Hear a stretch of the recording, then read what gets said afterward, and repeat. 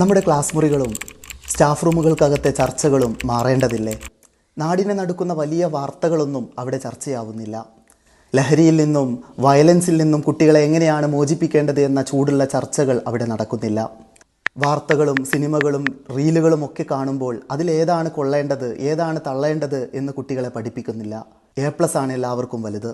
A+ നേടുക എന്നത് ജീവിത വിജയത്തിൻ്റെ ഒരു മാനദണ്ഡമേ അല്ല എന്നിരിക്കെ പിന്നെ എന്തിനാണ് കുട്ടികളെ അതിൽ പിടിച്ച് കെട്ടുന്നത്?